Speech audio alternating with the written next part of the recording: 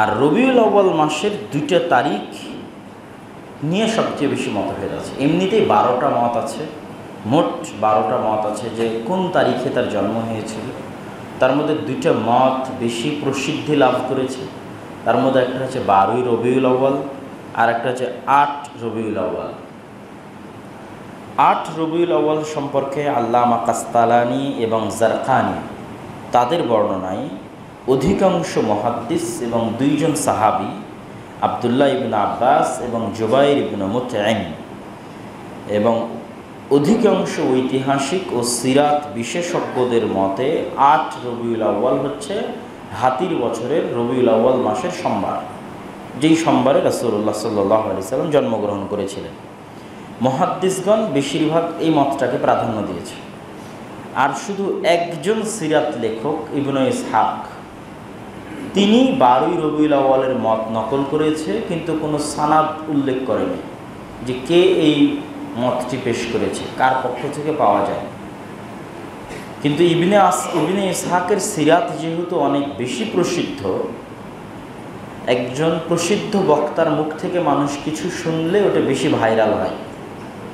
তো ইবনে ইসহাক যেহেতু বেশি প্রসিদ্ধ সিরাতের লেখক, এটাই বেশি গোটা দুনিয়াতে ভাইরাল হয়ে গেছে যে আল্লাহর নবীর জন্ম 12ই রবিউল আউয়াল। কিন্তু তিনি তার বইয়ে স্পষ্ট কোনো দলিল বা নাস পেশ করেননি যে 12ই রবিউল আউয়ালে জন্ম। এই গেল মোটামুটি রাসূলুল্লাহ সাল্লাল্লাহু আলাইহি ওয়াসাল্লামের জন্ম এবং মৃত্যুর দিন এবং তারিখ নিয়ে মতভেদ। আবারও যদি সারমর্ম করি, তাদের রাসূল সাল্লাল্লাহু আলাইহি ওয়াসাল্লাম কোন সালে মারা গেছেন এটা নিয়েও মতভেদ নাই, কোন সালে জন্মগ্রহণ করেছেন এটা নিয়েও মতভেদ নাই। রাসূলুল্লাহ সাল্লাল্লাহু আলাইহি ওয়াসাল্লাম কোন বারে জন্মগ্রহণ করেছেন এবং কোন বারে মারা গেছেন এটা নিয়েও মতভেদ নাই। সোমবারে মারা গেছেন, সোমবারে জন্মগ্রহণ করেছেন। রাসূল সাল্লাল্লাহু আলাইহি ওয়াসাল্লাম কোন মাসে মৃত্যুবরণ করেছেন এটা নিয়ে মতভেদ অনেক অল্প, প্রায় সবাই একমত যে রবিউল আউয়াল মাস। কিন্তু কোন মাসে জন্মগ্রহণ করেছেন এটা নিয়ে ব্যাপক মতভেদ আছে। তবে বেশি প্রসিদ্ধ মত হচ্ছে রবিউল আউয়াল। রবিউল আউয়ালের তারিখ 12টা আছে, মানে মতের তারিখ। 2 তারিখে বেশি মত, এক 8 রবিউল আউয়াল, 2 12ই রবিউল আউয়াল। 8 তারিখ বিষয়ে আব্দুল্লাহ বিন আব্বাস এবং জুবাইর বিন মুতঈম সহ বেশিরভাগ মুহাদ্দিস 8 তারিখের পক্ষে। ইবনে ইসহাক সর্বপ্রথম যিনি তার বইয়ে 12ই রবিউল আউয়ালের মত নকল করেছেন সনদ ছাড়া, কিন্তু ওটাই বেশি ভাইরাল হয় এবং মানুষ ওঠে কি মনে করে নেয় যে 12ই রবিউল আউয়াল। এই গেল মোটামুটি রাসূলুল্লাহ সাল্লাল্লাহু আলাইহি ওয়াসাল্লামের জন্ম এবং মৃত্যু নিয়ে সারমর্ম। এখন রাসূল সাল্লাল্লাহু আলাইহি ওয়াসাল্লামের জন্মকে লক্ষ্য করে বা মৃত্যুকে লক্ষ্য করে কিছু করণীয় করার মতো কোনো দলিল, কোনো হাদিসে, কোনো বইয়ে, কোনো ইমামের লেখনীতে 600 শতাব্দী হিজরির পূর্বে পাওয়া যায় না। তথা আবু হানিফা রাহিমাহুল্লাহ থেকে কেউ একটা বাক্য দেখাতে পারবে না যে আবু হানিফা রাহিমাহুল্লাহ মিলাদুন নবী সম্পর্কে কিছু লিখেছেন অথবা কিছু বলেছেন। আবু হানিফা রাহিমাহুল্লাহ বাদ দিলাম, ইমাম আবু ইউসুফ, ইমাম মুহাম্মদ, তার 2 জন প্রসিদ্ধ শাগরেদ, তাদের থেকেও দেখাতে পারবে না। ইমাম শাফিঈ আর এক মাযহাবের যিনি ইমাম, তার পক্ষ থেকেও দেখাতে পারবে না। ইমাম মালিক আর এক মাযহাবের যিনি ইমাম, তার পক্ষ থেকেও দেখাতে পারবে না। ইমাম আহমদ আর এক মাযহাবের যিনি ইমাম, তার পক্ষ থেকে দেখাতে পারবে না। তথা 4 মাযহাবের 4 ইমামের পক্ষ থেকে কেউই এই বিষয়ে কোনো মন্তব্যই দেখাতে পারবে না। নাই তো দেখাবে কোথায় থেকে? তথা 600 শতাব্দী হিজরির আগে মানুষ এই নামের সাথে পরিচিতই ছিল না। 600 শতাব্দী হিজরিতে একজন শিয়া শাসক সর্বপ্রথম, ফাতিমীয় শাসনামলে সর্বপ্রথম একজন শিয়া শাসক এই মিলাদের সিস্টেম, আনন্দ উদযাপনের সিস্টেম রাজকীয়ভাবে চালু করে, রাষ্ট্রীয়ভাবে চালু করে। আর মানুষের স্বভাবজাত এবং জন্মগত স্বভাব হচ্ছে মানুষকে এক জায়গায় একত্রিত হয়ে মৌজ মাস্তি করতে ভালো লাগে, এক জায়গায় একত্রিত হয়ে খেতে ভালো লাগে, উদযাপন করতে ভালো লাগে। মানুষের কাছে অনুষ্ঠান পছন্দ। দৈনিক 5 বার সালাত আদায় করা কঠিন, কিন্তু একদিন শবে বরাতের দিন জমা হওয়া অনেক মজার। কোরআন শিখা অনেক কঠিন, কিন্তু একদিন জালসায় যাওয়া, আত্মীয় স্বজনকে জালসার দিন দাওয়াত দেওয়া অনেক আনন্দের। তো এটা যেহেতু অনেক আনন্দের, তো বেশিরভাগ মানুষের কাছে এটা কী হয়েছে, গ্রহণীয় হয়ে গেছে। ভালো তো, একটা যদি আনন্দের দিন নতুন বাড়ে, উদযাপনের দিন নতুন বাড়ে, সমস্যা কী? তো মানুষ তার হাওয়া অন্তরের অনুসরণ করতে গিয়ে আনন্দ এবং উদযাপনের লক্ষ্যে এটার পিছে পড়ে গেছে। আর শুরুটা কোথায়? শুরুটা হচ্ছে খ্রিস্টানদেরকে দেখি। এটা কিন্তু যখন খ্রিস্টানেরা, ক্রুসেডাররা মুসলমানদের এরিয়াগুলোতে প্রবেশ করে, বের হয়, দখল করে, সালাহুদ্দিন আইয়ুবীর সাথে যুদ্ধ হয়, তার আশেপাশে পরবর্তী সময়, ওই সময়টাতে মুসলমানদের খ্রিস্টানদের সাথে বেশি উঠা বসা হয়েছে ব্যাপকভাবে। যেমন আমাদের বাংলাদেশের যদি যত কুসংস্কার দেখবেন, বেশিরভাগ দেখবেন হিন্দুদের থেকে কপি করা। ধরেন বাংলাদেশের বিয়ের অনুষ্ঠান, ইসলামের আদর্শ এবং অনুষ্ঠান বাদে বাকি যা যুক্ত হয়েছে সব দেখবেন হিন্দুদের থেকে আমরা কপি করেছি। কি জন্য? আমাদের আশেপাশে চারিদিকে হিন্দুরাই বাস করে। গোটা ভারত, বাংলাদেশ, পাকিস্তানে আমাদের আশেপাশে চারিদিকে আমরা কাদের দেখি? হিন্দুদের দেখি। তো তাদের দেখে দেখে দেখে দেখে আমাদের মধ্যে যা বিকৃতি আসছে সব হিন্দুদের থেকে। তো ঠিক ওই সময়ে মুসলমানদের বেশিরভাগ উঠা বসা হয়েছিল ক্রুসেডের যুদ্ধের আগে পরে খ্রিস্টানদের সাথে। আর খ্রিস্টানেরা ঈসা আলাইহিস সালামের জন্মদিনকে খুব ধুমধাম করে পালন করত। তো কেউ হয়তো মনে করে নিয়েছে যে খ্রিস্টানেরা যদি তাদের নবীর জন্মদিন পালন করতে পারে, তা আমাদের কি টাকা পয়সা কম আছে, আমাদের কি শক্তি সামর্থ্য কম আছে, আমরাও করব। এই ভেবে খ্রিস্টানদের অনুসরণ করতে গিয়ে রাসূলুল্লাহ সাল্লাল্লাহু আলাইহি ওয়াসাল্লামের জন্মদিনের উদযাপন শুরু, যেটা আল্লাহর নবী হাদিসে আশঙ্কা করে বলে গেছেন, লা তাতরুনি কামা আতারাতিন নাসারা, তোমরা আমাকে নিয়ে ওই রকম বাড়াবাড়ি করিও না যেই রকম খ্রিস্টানেরা ঈসা আলাইহিস সালামকে নিয়ে বাড়াবাড়ি করেছে। কিন্তু উম্মতে মুহাম্মাদি ওই গর্তেই পা দিয়ে দিয়েছে, যেই গর্তে খ্রিস্টানেরা পা দিয়েছে তাদের নবীকে নিয়ে বাড়াবাড়ি করতে গিয়ে। তাদের নবী নিয়ে বাড়াবাড়ি করতে করতে করতে করতে তারা তাদের নবীকে আল্লাহর সন্তান বানিয়ে দিয়েছে। নাউযুবিল্লাহি মিন যালিক। আর একদল মানুষ আমাদের নবীকে নিয়ে বাড়াবাড়ি করতে করতে করতে করতে আমাদের নবীকে নূরের তৈরি বানিয়ে দিয়েছে, আমাদের নবীকে হাজের নাজের, আমাদের নবী গায়েবের খবর জানে, আল্লাহর যা যা গুণ সব গুণই মুহাম্মদ সাল্লাল্লাহু আলাইহি ওয়াসাল্লামকে দিয়ে দিয়েছে। এমনকি বলতে বলতে আমাদের নবীকে আরশে পর্যন্ত বসিয়ে দিয়েছে। নাউযুবিল্লাহ। এবং কিছু উর্দু কবিতাও আছে, যে উর্দু কবিতাগুলোর মধ্যে এভাবেই বলা আছে যে আল্লাহর আরশে যিনি, আমাদের মেম্বারে তিনি। নাউযুবিল্লাহ। তাহলে কোথায় পর্যন্ত নিয়ে গেছে? যেখানে রাসূলুল্লাহ সাল্লাল্লাহু আলাইহি ওয়াসাল্লাম তাওহীদের আকীদা, মানে আল্লাহর বড়ত্ব, আল্লাহর মহত্ব শিখানোর জন্য আসলেন। আমি আপনাদেরকে বলছি আপনারা আল্লাহর ইবাদত করেন, আপনারা আমারই ইবাদত করা শুরু করে দিলেন। শাহজালাল রাহিমাহুল্লাহ, শাহ মখদুম রাহিমাহুল্লাহ যদি দেশে এসে থাকে, তারা আল্লাহর ইবাদতের কথা মানুষকে বলেছে। তো মানুষ এখন ওদেরই ইবাদত শুরু করে দিয়েছে। ঈসা আলাইহিস সালাম যদি দুনিয়াতে এসে তার সম্প্রদায়কে বারবার বলেছে আল্লাহর ইবাদত করো, তার সম্প্রদায় ঈসা আলাইহিস সালামের ইবাদত করা শুরু করে দিয়েছে। কিন্তু দুর্ভাগ্যজনক হলো সত্য, উম্মতে মুহাম্মাদের একই অবস্থা হয়ে গেছে অধিকাংশ মানুষের। তাহলে এই গেল ঈদে মিলাদুন্নবীর সংক্ষিপ্ত ইতিহাস। একটা কথা আপনাদেরকে মনে রাখতে হবে, ঈদে মিলাদুন্নবীর পক্ষে যে যতই বক্তব্য দিক, তাদের মাযহাবের ইমামের পক্ষ থেকেও কোনো দলিল তারা দিতে পারবে না। এবং এখানে আমি আপনাদেরকে আরেকটা পয়েন্ট বলে যাওয়া প্রয়োজন মনে করছি। যিনি চালু করেছিলেন তার নাম হচ্ছে বাদশাহ, তৎকালীন বাদশাহ কুকুবুরি, যার মৃত্যু হয়েছিল 630 হিজরিতে। আর যারা ঈদে মিলাদুন্নবী পালন করে তাদের অত্র অঞ্চলের সবচেয়ে বড় পণ্ডিত পাকিস্তানের প্রসিদ্ধ গবেষক প্রফেসর ডক্টর তাহিরুল কাদেরী। অনেকেই যারা অনলাইনে ঘাটাঘাটি করে তারা ডক্টর তাহিরুল কাদেরীকে চিনতে পারবে। ঈদে মিলাদুন্নবী যারা পালন করে তাদের মধ্যে সবচেয়ে বড় পণ্ডিত।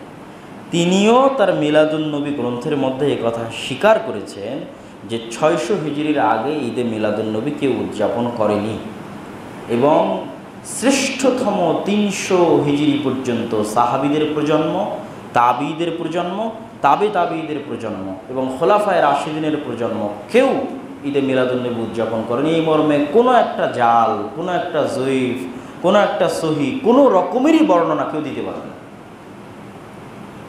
তো তাহলে তারা কি আল্লাহর নবীর সুন্নাতের অনুসরণ করতেন না? তাহলে তারা কি গোস্তাখে রাসূল ছিলেন, আল্লাহর নবীর অপমানকারী ছিলেন? আর আপনি আবু বকরের চেয়ে বেশি আল্লাহর নবীকে ভালোবাসেন, ওমরের চেয়ে বেশি আল্লাহর নবীকে ভালোবাসেন, উসমানের চেয়ে বেশি আল্লাহর নবীকে ভালোবাসেন? ওয়াল ইয়াজ বিল্লাহ। আচ্ছা, রাসূলুল্লাহ সাল্লাল্লাহু আলাইহি ওয়াসাল্লামের পক্ষ থেকে একটা হাদিস, যেই হাদিসটা স্পষ্ট করে আরও যে রাসূল সাল্লাল্লাহু আলাইহি ওয়াসাল্লামের জন্ম সোমবারে, রাসূল সাল্লাল্লাহু আলাইহি ওয়াসাল্লামের মৃত্যু সোমবারে, রাসূল সাল্লাল্লাহু আলাইহি ওয়াসাল্লামকে নবুয়ত দেওয়া হয়েছে সোমবারে। আবু কাতাদা আল আনসারী রাদিয়াল্লাহু তাআলা আনহু থেকে বর্ণিত, তিনি বলেন, সুইলা রাসূলুল্লাহ সাল্লাল্লাহু আলাইহি ওয়াসাল্লাম আন সাওমি ইয়াউমিল ইথনাইন। আল্লাহর নবী সোমবার এবং বৃহস্পতিবার সিয়াম পালন করতেন। তো বৃহস্পতিবার সিয়াম পালন করতেন সাপ্তাহিক আমল পেশ করার দিন, আর সোমবারের দিন সিয়াম পালন করার কথা বলতে গিয়ে তিনি বলেন, সোমবারের দিন আমার জন্ম, সোমবারের দিন আমার ওপর ওহী দেওয়া হয়েছে এবং সোমবারের দিনই আমাকে নবী তথা নবুয়ত প্রদান করা হয়েছে। আর ঐতিহাসিকভাবে প্রমাণিত যে আল্লাহর নবী সোমবারের দিনেই মারা গেছেন। তো এই একটা দলিল, যেটা স্পষ্ট দলিল যে রাসূলুল্লাহ সাল্লাল্লাহু আলাইহি ওয়াসাল্লামের জন্ম সোমবারে, রাসূলুল্লাহ সাল্লাল্লাহু আলাইহি ওয়াসাল্লামকে নবুয়ত প্রদান করা হয়েছে সোমবারে এবং রাসূলুল্লাহ সাল্লাল্লাহু আলাইহি ওয়াসাল্লাম মারা গেছেন সোমবারে। আমরা আমাদের এই আলোচনার শেষে চলে আসি। বেদাত ইসলামে অনেক ভয়ঙ্কর এবং অনেক ভয়াবহ।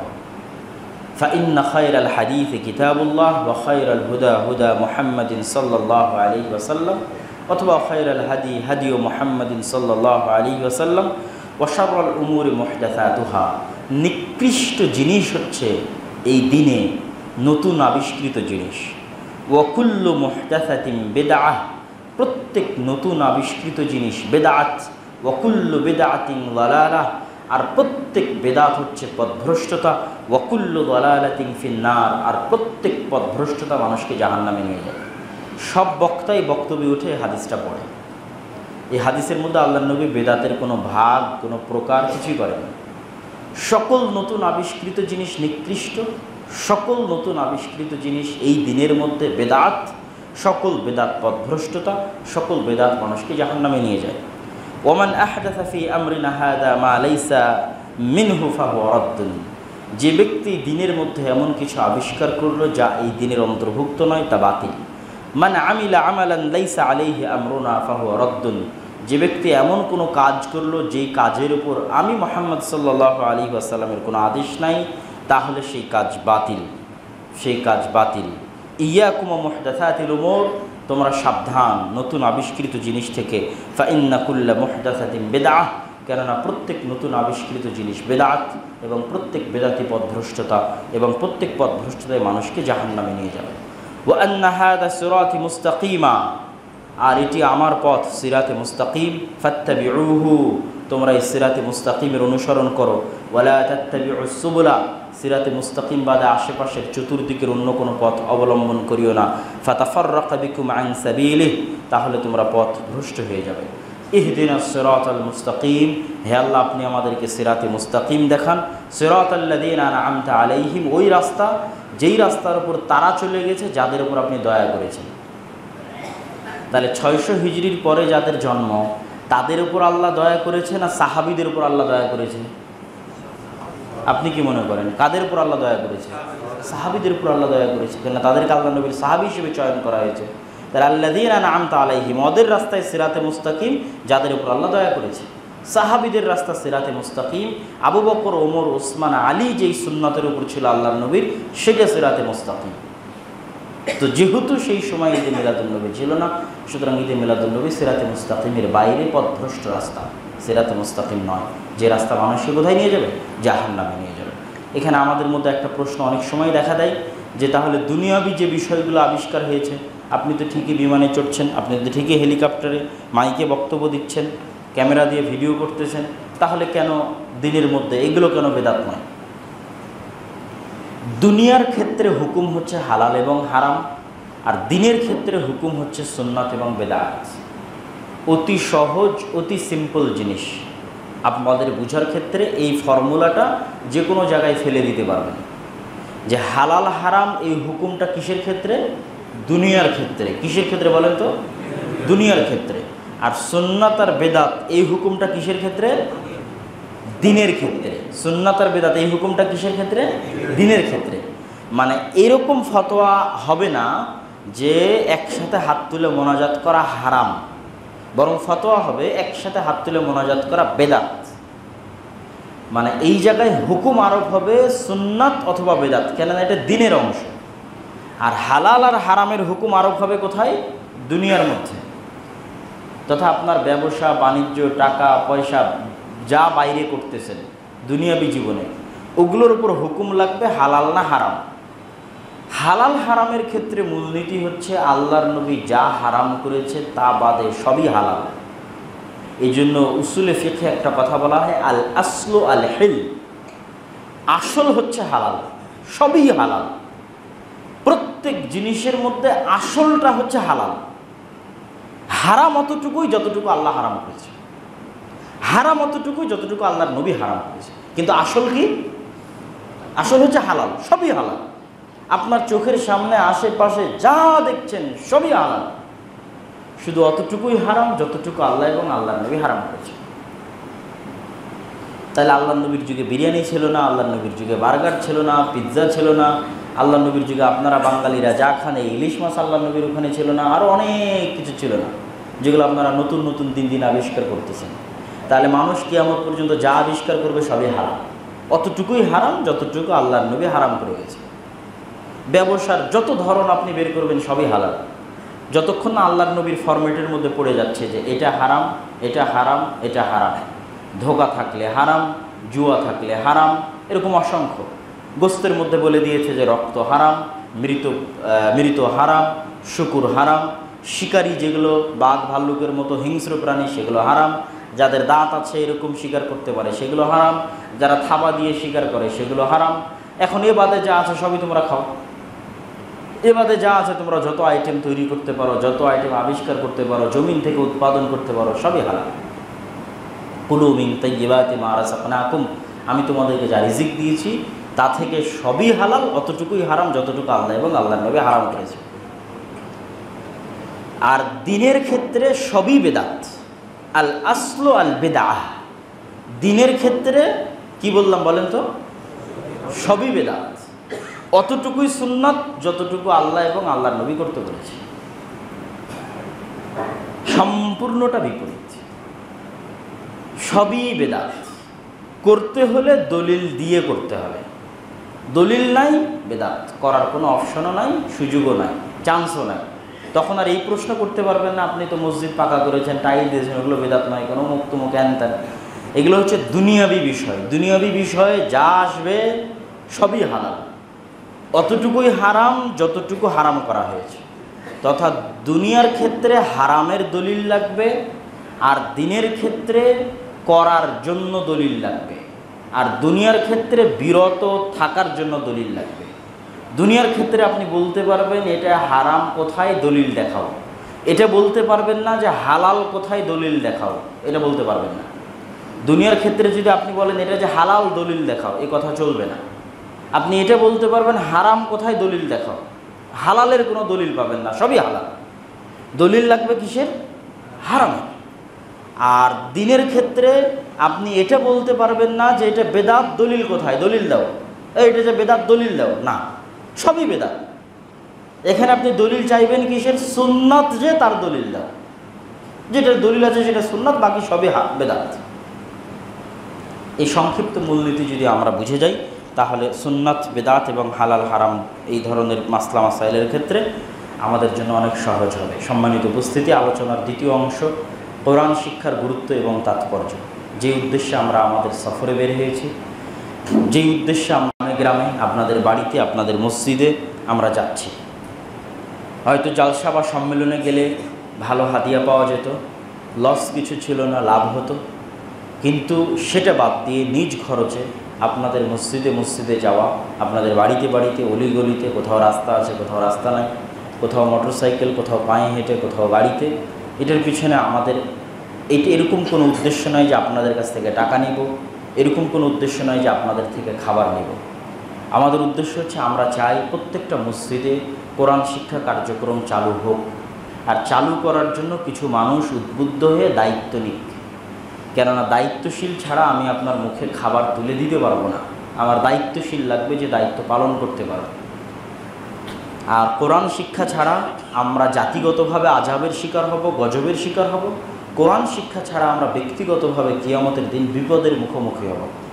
জাতিগতভাবে আযাব আর গজব মানে ভূমিকম্প নয়, জাতিগতভাবে আযাব আর গজব মানে বন্যা নয়, জাতিগতভাবে আযাব আর গজব মানে ঝড় বৃষ্টি নয়। জাতিগতভাবে আযাব এবং গজব মানে হচ্ছে বিধর্মীদের আল্লাহ আমাদের উপর চাপিয়ে দিবে। যেমনভাবে হালাকু খা চেঙ্গিস খা বাগদাদে ঢুকে লক্ষ লক্ষ মুসলমানের মাথা কেটেছিল, যেমনভাবে বৌদ্ধরা রোহিঙ্গাদের হত্যা করতেছে, যেমনভাবে ইসরায়েলিরা ফিলিস্তিনিদের হত্যা করতেছে, এগুলো যেমনভাবে রাজা ফার্ডিন্যান্ড, রানী ইসাবেলা স্পেনের মুসলমানদের উপর অত্যাচারের স্টিম রোলার চালিয়েছিল, এগুলোর সবগুলোরই বাহ্যিক কারণ যাই থাকুক, আসল কারণ হচ্ছে আল্লাহর দিন ছেড়ে দেওয়া, আল্লাহর কিতাব ছেড়ে দেওয়া।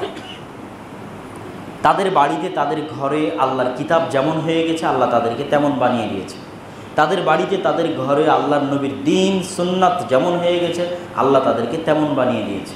আমরাও যদি জাতিগতভাবে কোরআন ছেড়ে দিই, কোরআন না শিখি, কোরআন না পড়ি, কোরআন না বুঝি, তাহলে আল্লাহ আমাদের উপর বিধর্মীদের চাপিয়ে দেবে, যারা আমাদের জবাই করবে, যারা আমাদের হত্যা করবে, যারা আমাদের নির্বিচারে গুলি করবে, বম মেরে হত্যা করবে, কেউ দেখার থাকবে না, কেউ বলার থাকবে না। উম্মতে মুহাম্মাদের উপর আযাব মানে বন্যা নয়, উম্মতে মুহাম্মাদের উপর গজব মানে ভূমিকম্প নয়, উম্মতে মুহাম্মাদের উপর আযাব এবং গজব মানে ঝড় বৃষ্টি নয়।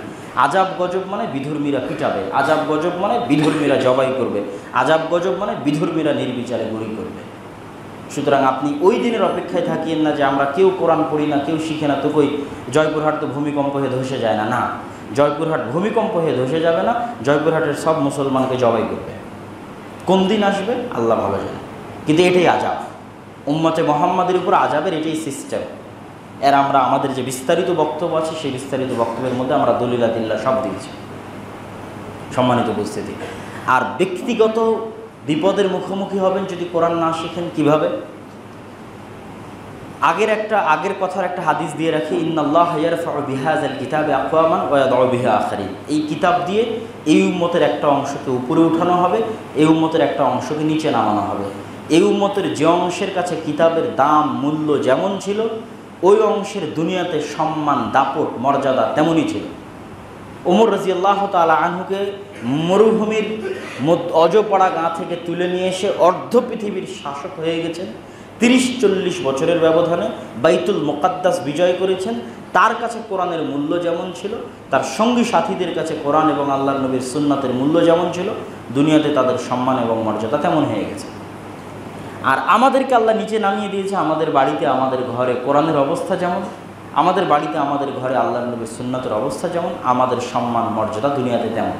এটা যত কমবে এইভাবে আযাব এবং গজব তত বাড়বে। আযাব গজব মানে ভূমিকম্প নয়, আযাব গজব মানে বন্যা নয়। বিধর্মীরা তত জুলুম করবে, তত পিটাবে, তত হত্যা করবে, যার চোখের সামনে আপনারা রোহিঙ্গাদের দেখছেন। আর ব্যক্তিগত বিপদের মুখোমুখি কী হবেন? আল কোরআন হুজ্জাতুন লাকুম ওয়া আলাইকুম। মানুষের হাত যেমন সাক্ষী দেয়, মানুষের পা যেমন সাক্ষী দেয়, মানুষের মাটি যেমন সাক্ষী দেয়, ঠিক তেমন কোরআন কিয়ামতের মাঠে সাক্ষী দিবে। কোরআন যদি শুধু পড়লে পক্ষে সাক্ষী দিত তাহলে কোনো চিন্তা ছিল না, যে পড়লাম নেকি পেলাম, না পড়লে কোনো সমস্যা নাই। কিন্তু না, পড়লে নেকি, না পড়লেও বিপদ। পড়লে নেকি, না পড়লেও বিপদ। পড়লে নেকি, না পড়লেও বিপদ। না পড়লে কি বিপদ? আপনার বিপক্ষে সাক্ষী দিবে, সব জায়গায় আপনার বিপক্ষে থাকবে। কবরে আপনার বিপক্ষে থাকবে, কিয়ামতের মাঠে আপনার বিপক্ষে থাকবে। তখন কোরআন একাই যথেষ্ট হবে আপনাকে জাহান্নামে নিয়ে যাওয়ার জন্য, কেননা ও আপনার বিপক্ষে চলে গেছে। সম্মানিত উপস্থিতি, এই জন্য কোরআন ব্যক্তিগতভাবে আপনার বিপদের কারণ হবে কবরে, ব্যক্তিগতভাবে আপনার বিপদের কারণ হবে পরকালে কিয়ামতে, যদি আপনি কোরআনকে আপনার পক্ষে না আনেন। কেমনে পক্ষে আনবেন? সুদ ঘুষ দেওয়া লাগবে না, টাকা পয়সা খরচ করা লাগবে না, শিখতে হবে, বুঝতে হবে। আফালা ইয়াতাদাব্বারুনাল কুরআন আম আলা কুলুবিহিম আকফাল। তারা কোরআন বুঝে না কেন? তাদের অন্তরে কি তালামারা? লাউ আনজালনা হাযাল কুরআন আলা জাবালিন লারাআইতাহু খাশিআন মুতাসাদ্দিআন মিন খাশিয়াতিল্লাহ। আমি যদি কোরআনকে পাহাড়ের উপর অবতীর্ণ করতাম তাহলে কোরআনের মধ্যে যা আছে সেটা বুঝে পাহাড় থরথর থরথর করে কাঁপত। কোরআনের মধ্যে হেদায়েত আছে, হেদায়েতই কোরআন, কোরআনই হেদায়েত। তো জাকির নায়েকের বক্তব্য শুনে মানুষ হেদায়েত হচ্ছে যে জাকির নায়েকের বক্তব্যের মধ্যে কোরআন আছে তাই। কোরআন পড়ে কেউ হেদায়েত হচ্ছে না কেন? জাকির নায়েকের বক্তব্য শোনার জন্য ডাউনলোড দিয়েছেন, জাকির নায়েকের বক্তব্য শোনার জন্য টিভি অন করেছেন, কোরআন শেখার জন্য কি করেছে? কোরআনের কাছে গেলে না কোরআন আপনাকে হেদায়েত দিবে?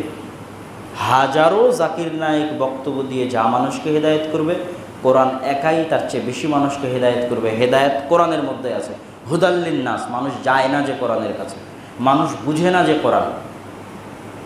আব্দুর রাজ্জাক বিন ইউসুফের বক্তব্য শোনার জন্য জালসার আয়োজন করেছেন, তো কোরআন শিখা এবং শেখানোর জন্য কি করেছেন? কিছুই করেননি। তো করেননি, তাহলে কেমনে হেদায়েত হবে? কিন্তু এটাই নিশ্চিত যে আব্দুর রাজ্জাক বিন ইউসুফের বক্তব্য শুনে যত মানুষ হেদায়েত হয়েছে, তার চেয়ে হাজারো গুণে বেশি মানুষ হেদায়েত হবে যদি তারা কোরআনের কাছে যেত, কোরআন পড়তো, কোরআন বুঝার চেষ্টা করত। ইদা যুকিরাল্লাযীনা ইদা যুকিরাল্লাহ ওয়াজিলাত কুলুবুহুম, মুমিন তারাই যাদের সামনে আল্লাহর বাণী, আল্লাহর নাম, আল্লাহর কথা উচ্চারিত হলে তাদের অন্তর কেঁপে ওঠে। আর এক আয়াতে আল্লাহ সুবহানাহু ওয়া তাআলা বলেছেন, চামড়াগুলো তথা লোম শিউরে ওঠে। ওয়াইদা তুলিয়াত আলাইহিম আয়াতুহু যাদাতহুম ঈমানা, যখন তাদের সামনে কোরআনের আয়াত পাঠ করা হয় তাদের ঈমান বেড়ে যায়। এটাই কোরআন। আপনি কোরআনের কাছে আসলে আপনার হৃদয় কাঁপবে, কোরআন বুঝার চেষ্টা করলে আপনার লোম শিউরে উঠবেই, কোরআন বুঝার চেষ্টা করলে আপনার ঈমান বাড়বেই। এখানেই মানুষের হেদায়েত আছে। আর এই হেদায়েতের সিস্টেম আল্লাহ সুবহানাহু ওয়া তাআলা কেন করেছেন? আর এই হেদায়েতের সবচেয়ে বড় শত্রুকে, কোরআনের এই হেদায়েতের সবচেয়ে বড় শত্রু হচ্ছে শয়তান। আপনি খাওয়ার শুরুতে বললেন বিসমিল্লাহ, গাড়ি স্টার্ট দেওয়ার শুরুতে বললেন বিসমিল্লাহ, পশু জবাই করার শুরুতে বললেন বিসমিল্লাহ, পানি খাওয়ার আগে বললেন বিসমিল্লাহ, সব ভালো কাজের আগে বললেন বিসমিল্লাহ, মানে আল্লাহর নামে শুরু করছি। আর কোরআন পড়ার আগে কি বললেন? আউযু বিল্লাহি মিনাশ শাইতানির রাজীম, শয়তান থেকে পরিত্রাণ চাই, শয়তান থেকে বাঁচতে চাই। বিসমিল্লাহ না বললেও সমস্যা নেই, সূরার শুরুতে বলা যায়, বলতে পারেন। কিন্তু কি বলা যথেষ্ট বা কি বলা জরুরি, ওয়াজিব, ফরজ? আউযু বিল্লাহি মিনাশ শাইতানির রাজীম। তাহলে সব জায়গায় শুরু করলাম আল্লাহর নামে, আর কোরআন শুরু করলাম শয়তান থেকে বাঁচতে চেয়ে। তো রহস্য কিছু না কিছু তো আছে, অবশ্যই কোনো রহস্য আছে। তার মানে এই কোরআন আপনাকে কে পড়তে দিবে না? শয়তান পড়তে দিবে না। এই কোরআন আপনাকে কে শিখতে দিবে না? শয়তান শিখতে দিবে না। কেন শয়তান পড়তে দিবে না, শয়তান শিখতে দিবে না? ওটাও আল্লাহ সুবহানাহু ওয়া তাআলা সূরা বাকারার মধ্যে বলে দিয়েছেন, যেটা আমাদের যে ধারাবাহিক তাফসির আছে, আমরা সূরা বাকারার 93, 80, 84 নম্বর আয়াত পর্যন্ত তাফসির সম্পূর্ণ করেছি, যার মধ্যে পাবেন কুলনাহ বিতু মিনহা জামিআ, যে আল্লাহ ইবলিসকে নামিয়ে দিলেন আসমান থেকে, আদমকে নামিয়ে দিলেন জান্নাত থেকে, নামিয়ে দেওয়ার পর বললেন তোমরা পরস্পর পরস্পরের শত্রু আজকে থেকে। তো পরস্পরের সাথে শত্রুতা করার জন্য ইবলিসকে দিলেন অ্যাটাকিং টেকনোলজি, আক্রমণাত্মক প্রযুক্তি, আর আদমের সন্তানকে দিলেন ডিফেন্সিভ টেকনোলজি, রক্ষণাত্মক প্রযুক্তি। তো ইবলিসের কাছে যে আক্রমণাত্মক প্রযুক্তি আছে ওটা এখন পর্যন্ত বিজ্ঞান আবিষ্কার করতে পারেনি। তথা বিজ্ঞান মোবাইল আবিষ্কার করুক, আর টিভি আবিষ্কার করুক, আর কম্পিউটার আবিষ্কার করুক, তথ্য আদান প্রদানের জন্য যত উন্নত কিছু আবিষ্কার করুক, হয় কানে শুনতে হবে, না হয় চোখে দেখতে হবে। মোবাইলের মেসেজ পড়তে চোখে দেখতে হবে, মোবাইলে কথা বলতে কানে শুনতে হবে, টিভি দেখলে চোখে দেখতে হবে, কানে শুনতে হবে। এরকম কোনো প্রযুক্তি বিজ্ঞান আবিষ্কার করতে পারেনি যে চোখে দেখা বাদে, কানে শোনা বাদে সরাসরি অন্তরে চলে যাবে। আবিষ্কার করেছে নাকি বিজ্ঞান? পারেনি। কিন্তু এই সবচেয়ে শক্তিশালী টেকনোলজি আল্লাহ ইবলিসকে দিয়ে দিয়েছে। তথা ইবলিস আমাকে কিছু বলতে চাইলে ফোনও দেওয়া লাগবে না, চিঠিও লেখা লাগবে না, চোখেও দেখা লাগবে না, কানেও শোনা লাগবে না। ইবলিসের মেসেজ সরাসরি কোথায় চলে আসবে? অন্তরে। ইউসবিসু ফি সুদুরিন নাস, সরাসরি অন্তরে। কত বড় শক্তিশালী প্রযুক্তি! তো ফলত আদম সন্তান আর জানেই না কোনটা তার ইচ্ছা, কোনটা ইবলিসের প্ররোচনা। আপনি যে বিড়ি খাচ্ছেন, আপনি জানেনই না যে বিড়ি খাওয়াটা সত্যি আপনার ইচ্ছা না ইবলিসের প্ররোচনা। কেন এত শক্ত করে বলতেছি? এই জন্য শক্ত করে বলতেছি যে সকল আদমের সন্তান ইসলামের উপর জন্ম হয়েছে, সকল আদমের সন্তানের ফিতরাতের উপর জন্ম হয়েছে। তো ফিতরাতের উপর জন্ম নেওয়া একজন, সে অবশ্যই জানে না, যেহেতু সে বিড়ি খাচ্ছে এবং নিজের ইচ্ছা মনে করে বিড়ি খাচ্ছে, সেহেতু অবশ্যই সে জানে না এটা তার ইচ্ছা না ইবলিসের প্ররোচনা, জানে না। কেননা ইবলিস তো আর চোখের সামনে এসে বলবে না, কানে এসে বলবে না, এখানে দিবে। তো মনে করে এটা আমারই ইচ্ছা। ঘুষ খাচ্ছে, মনে করে আমারই ইচ্ছা। সুদে লোন নিচ্ছে, মনে করে আমারই ইচ্ছা। নামাজ পড়তে আসে না, মনে করে আমারই ইচ্ছা। কিন্তু একটাও যে তার ইচ্ছা নয়, সবই যে শয়তানের প্ররোচনা, বুঝতে পারে না। আর এই অ্যাটাকিংয়ের মোকাবেলায় আদম সন্তানকে আল্লাহ ডিফেন্সিভ রক্ষণাত্মক কী দিলেন? ফাইম্মা ইয়াতিয়ান্নাকুম মিন্নি হুদান ফামান তাবিআ, আমার পক্ষ থেকে নবী যাবে, রাসূল যাবে, কিতাব যাবে। কোনটা তোমার ইচ্ছা আর কোনটা ইবলিসের প্ররোচনা, এটা নবীর হাদিস আর আল্লাহর কিতাব পড়লে বুঝতে পারবা। না হলে তোমার বোঝার ক্ষমতা নেই বাবা যে কোনটা তোমার কল্যাণ, কোনটা তোমার অকল্যাণ। তুমি গেছো, তুমি যেটাই মনে করো না কেন যে এটা আমি করতে চাচ্ছি আমার ভালোর জন্য, এই বোঝার ক্ষমতা তোমার নাই। কেননা ইবলিসকে আমি ক্ষমতা দিয়ে দিয়েছি ডাইরেক্ট তোমার অন্তরে মেসেজ করা। বুঝবো কেমনে? নবী পাঠাবো, রাসূল পাঠাবো, কিতাব পাঠাবো। তাহলে এখন তোমার সুদ খেতে মন চাচ্ছে, তাহলে সুদ খাওয়াটা তোমার ইচ্ছা না, ইবলিসে তোমার অন্তরে মেসেজ করে দিল, কোরআন পড়ে দেখো। যদি দেখো আল্লাহ কোরআনে বলেছে সুদ খাওয়া হারাম, তাহলে বুঝবা খবরদার যে এটা তোমার ইচ্ছা আসলে নয়, এটা ইবলিস প্ররোচনা দিয়েছে। অতএব বেঁচে থাকার চেষ্টা করো।